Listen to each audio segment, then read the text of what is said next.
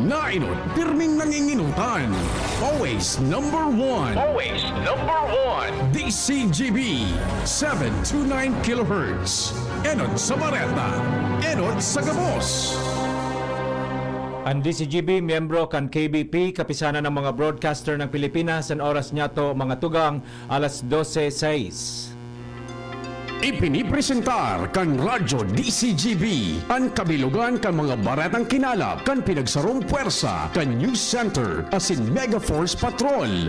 DCGB Bareta alas 12. DCGB Bareta alas 12. Mga pinakahuring pangyayari sa Kabikolan, sa nasyon asin ibang parte kan kinaban. Ibabareta ng Ngunyan. DCGB Bareta alas 12. Ngunyan ang sa inyong tagapagbareta. Diyos maray na ito mga tugang ngunya na Martes Santo, Abril 15, 2025. Ini ang Bareta alas 12, asin kami ang sa indong mga tagapagbareta. Ako po si Gina Ritterly. Ako man po si Bert Nunez. Headlines kan mga darakulang mga bareta sa lado lokal. Barangay Kagawad kan barangay na si Siligao City, Nakuanggadan. Regional Manager kan NFA Bicol, bago na sa katauhan ni Rosita M. Mashoots. Mga miyembros kan sangguniang panlunsod kan Legazpi, pahingalo man sa regular na sesyon ngunya na Semana Santa. PNP Bicol tinawan doon ang importansya kang koordinasyon sa mga LGUs, barangay asin komunidad para sa pagkontra sa iligal na droga. Maabot sa 2,000 na examinees nakapasar sa Physician's Licensure Examination. Bullying sa mga eskwelahan, kinundenar kan Malacanang. PNP nagpaluwas nin last-minute reminders sa mga mabiyahing ngunya na Semana Santa. Pagbakal in F-16 fighter jets, wara pang go signal sigun sa AFP.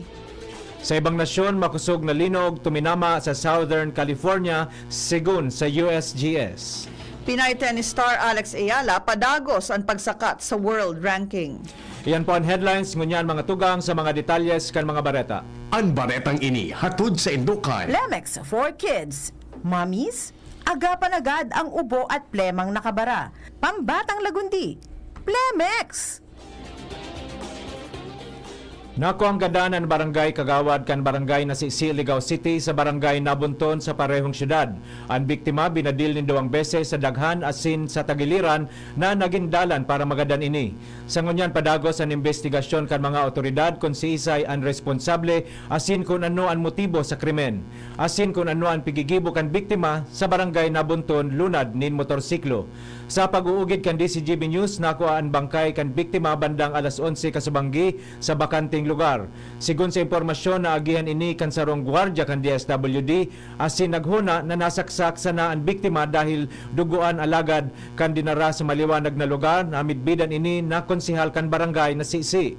Pighali man ang motibo nin paghahabas dahil intact ang wallet asin kwarta.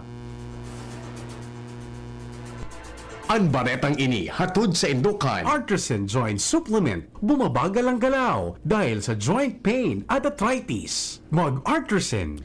Bago na ang Regional Manager kang National Food Authority o NFA Bicol sa katauhan ni Rosita M. Mashoots, kasalida ni Acting Regional Manager Julie B. Lianaresas. Ang rigodon sa NFA Bicol sosogman sa Special Order AO 2025-03015.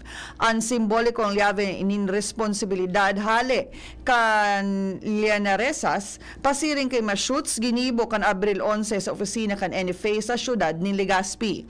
Ang nasabing espesyal na okasyon na nagmarka ning signifikanteng pagbabago sa liderato kan NFA Bicol, inatindera ni Acting Assistant Regional Manager Elmer D. Enahe asin Acting Assistant Branch Manager Marlon U. Mateum kan NFA Albay Branch.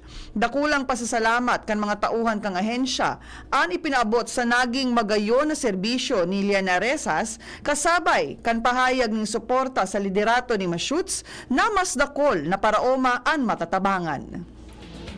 Ang baretang ini hatod sa Indukan. Plemex. Pag may ubo o hika, Plemex agad. Basta lagundi, Plemex.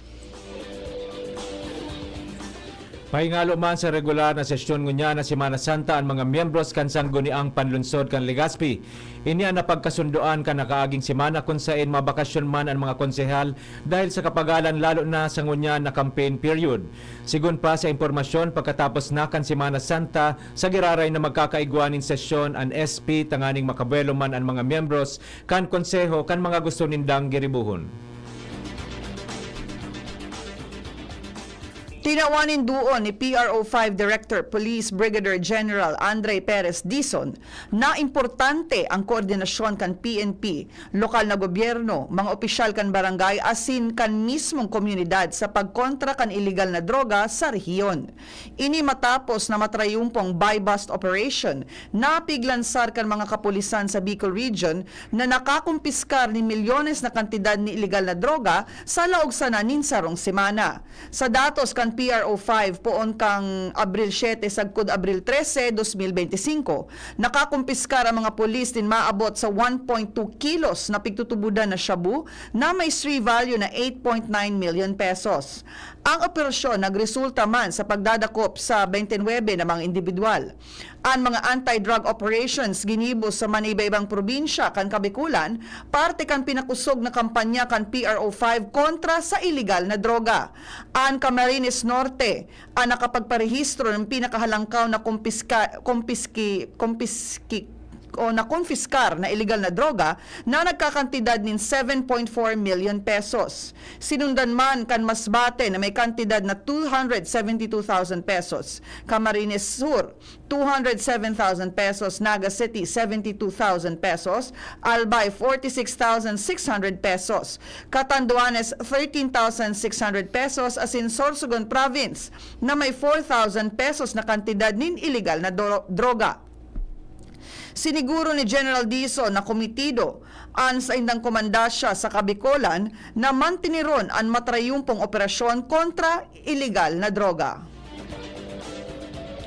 Ibabalyo na kan Food and Drug Administration o FDA ang sa indang pangrehiyon na opisina hali sa DOH compound sa Bagtang, Daraga, Albay, pasiring sa Bicol Regional Center site sa Rawis, Legazpi City.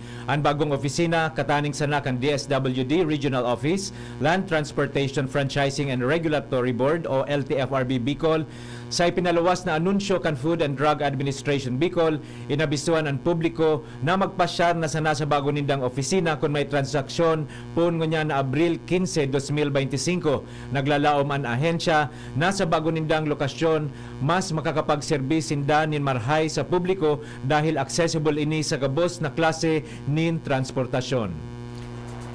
Positibo asin apresyado kan publiko ang direktiba ni Bishop Bong Bailon kan Diocese kan Legazpi ang paglibot kan mga disipulos kan kada parokya asin bendisyonon in holy water asin pangajian ang kada harong sa lambang barangay kaibanan ang mga pamilya na nag-eerok digdi.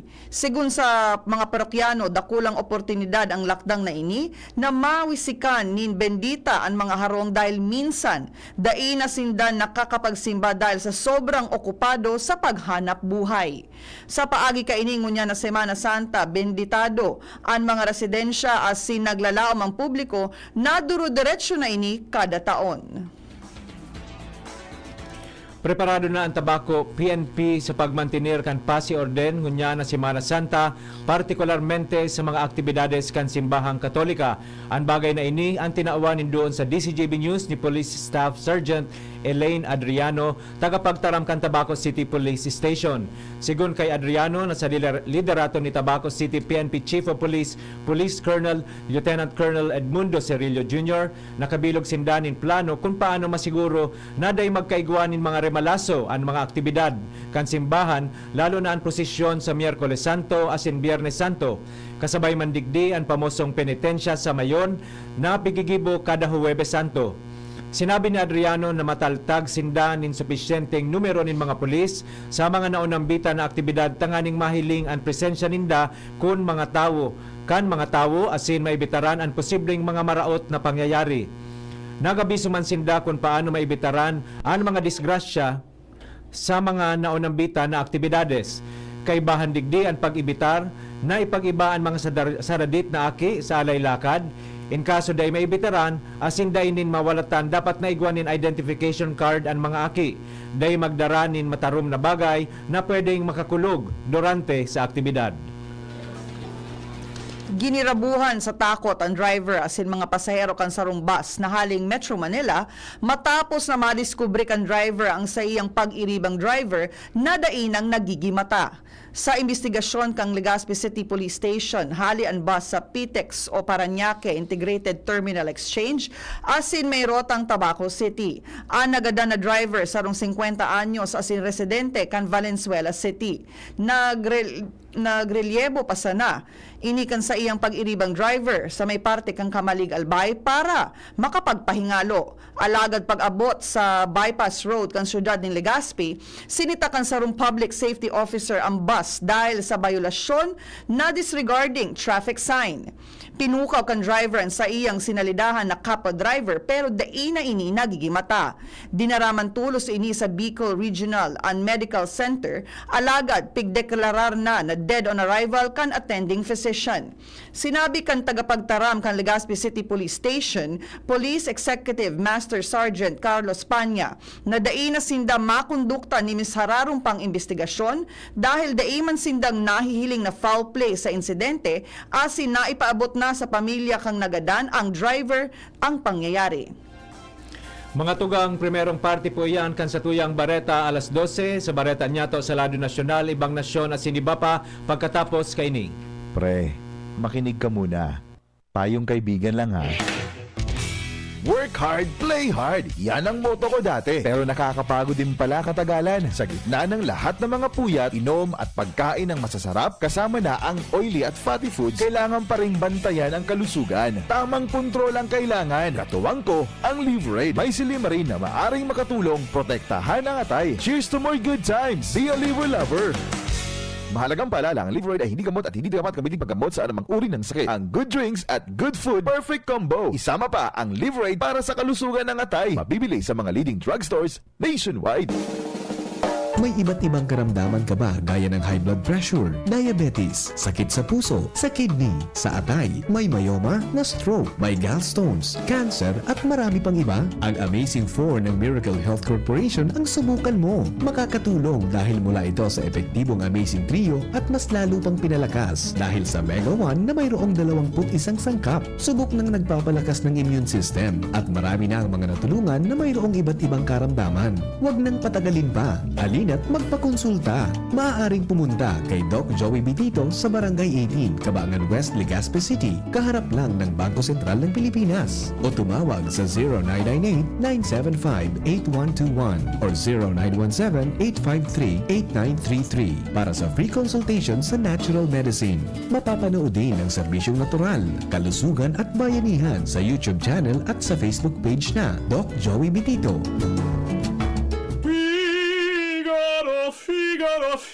Birit na sana kaso parang may gumagasgas. Ganyan ang ubong may plemang mahirap ilabas. Mag-Plemex Forte Syrup. Gawa sa natural na lagundi. Tinutunaw ang plema. Pinipigil ang ubo. Ramdam ang hagod ng ginhawa. Sing your heart out. Basta lagundi, Plemex. Mabibili ang Plemex Forte Syrup 60ml at 120ml sa mga pangunahing butikan nationwide. Vitex Nagundo L is a generic name of Plemex Forte. If symptoms persist, consult your doctor. Ako, si Jericho Rosales, sarong aktor, kasurog kang kalikasan, Oragon, Bicolano. Ang boto ko, ako Bicol. Ako Bicol, katabang na, kasurog pa. Ako Bicol, 131 sa balota. This political advertisement paid for and by Ako Bicol Political Party, 2nd floor, Embarcadero de Legazpi, Barangay 27, Victory Village, South 4500, Legazpi City, Albay, Philippines. Naghahanap ka nin kabalikat sa asenso at taman ang urig mo asin mag-asenso ang negosyo. May uno plus na kalidad, mag-uno plus, mag-uno plus. Rasa sa imong mauwag, serbisyong totoo, produktong garantisado. Ang uno plus asin urig mo, ang gabat na gusto. Uno plus matabang sa imo, may uno plus na kalidad, mag-uno plus, mag-uno plus. Rasa sa imong mauwag. Sa Uno Plus, kalidad na masasarigan mo, serbisyong swak sa imo. Magbisita sana sa Uno Plus Facebook page.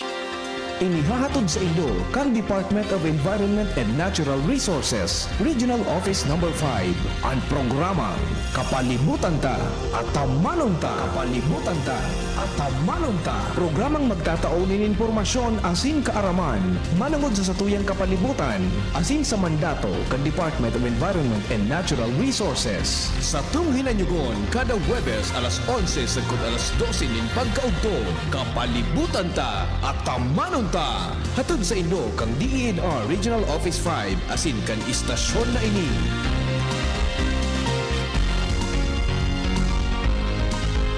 Travel season is here, and Metro Travel Gear has everything you need to explore in style. From March 21 to April 20, enjoy up to 60% off on selected travel essentials. Premium luggage sets, lightweight backpacks, travel organizers and accessories, durable carry-ons, and many more.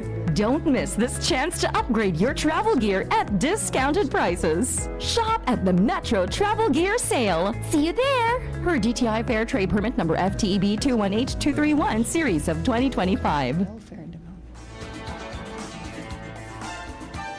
Balik po kita mga tugang sa Bareta alas 12 para sa mga detalles kan mga Bareta sa lado nasyonal. Nasa 1,901 gikan sa 3,827 na examinees ang nakapasar sa March 2025 Physicians Licensure Examination sigun sa Professional Regulatory or Regulation Commission. Nanginot sa eksaminasyon si Adrian Elizargo gikan sa Cebu Institute of Medicine na may 87.75% rating. Nagsunod sa iya si Joseph Benjamin Shea Perez kan University of Santo Tomas na may 87.25%. Sa Romana Thomasian ang top 3 na si Aaron Terence de la Cruz Ibe na may 87.08% na rating. Makusog na kinundinar kang Malacañang ang mga insidente ng bullying sa mga eskwelahan kung saan imbuelto ang nagkapirang mga estudyante. Segun kay Palace Press Officer Attorney Claire Castro na nag-iimbestigar na ang Department of Education o DepEd asin kinahoron ang principal kan mga eskwelahan na imbuelto para maaraman ang bilog at detalye asin maresolberan ang insidente. Dagdag pa ni Castro na dinumanman kang mga social workers kan Department of Social Welfare and Development o DSWD ang mga imbuelto na eskwelahan para tawan nin kinakaipuhan na tabang ang mga estudyante. Reaksyon ini ning kan Palasyo matapos sabihon ni Senator Win Gatchalian na ikukonsiderar na senyales ng krisis ang mga insidente ng bullying asin pagkagadan kan nagkapirang estudyante dahil sa mga insidente ng mga bayolensya sa mga eskwelahan kang mga nakaaging aldaw. Kaibahan na digdi ang pagkagadan kan duwang senior high school students sa Las Piñas matapos saksakon kan kapwa estudyante. Siring man ang pananaksak ng sarong lalaking estudyante sa kaklaseng babae sa Parañaque. Enot ng tiniino na sa pagdangog kang Senado ang viral video kan sarong estudyante na pigsusurugan kulugan kan sa iyang mga kaklase. Sa giraray na pinagirumdum kan Philippine National Police o PNP ang gabos na mga biyahero asin mga bakasyonista na inuton ang kaligtasan asin maging maingat sa pagbiyahe.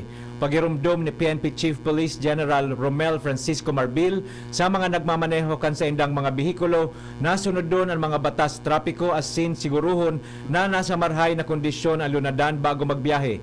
Para man sa mga commuters, pigaabisuhan ang gabos na maging marikmat sa mga terminal asin pampublikong lugar, bantayan ang mga gamit, asin tulos na i-report sa mga autoridad ang anuman na makadudang aktibidad.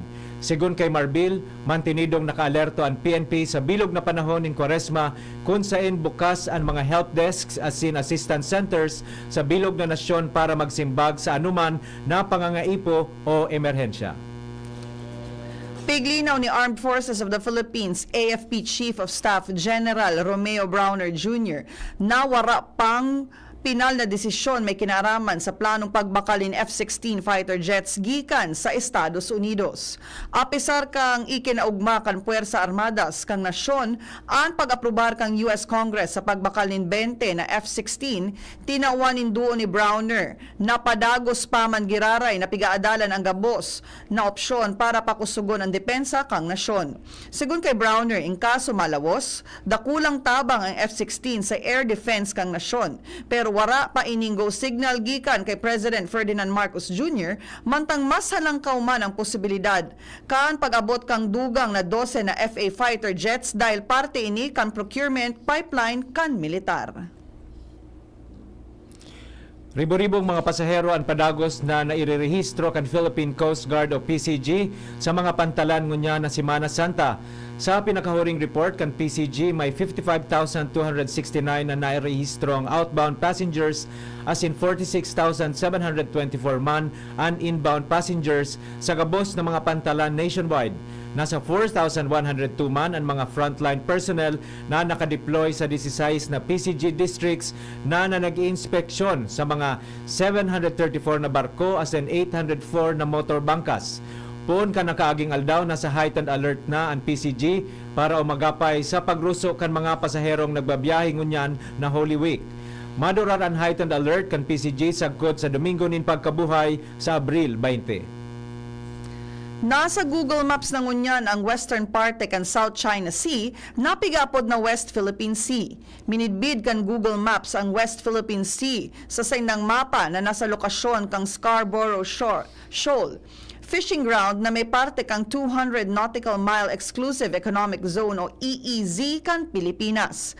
Anapod sa West Philippine Sea enot nang ginimit kang 2012 ni dating President Benigno Aquino III na nagmamarka sa exclusive economic zone kan Pilipinas na nasa laog kang South China Sea sa paagi kang Administrative Order number 29.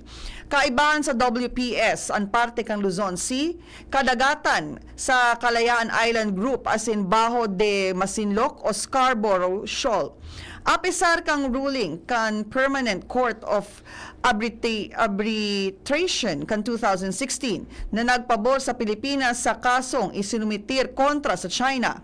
Padagos pa man giraray na pigpipirit kan China na sinda ang parte kan WPS maski pa nasa laog ini kan Exclusive Economic Zone o EZZ kan Pilipinas.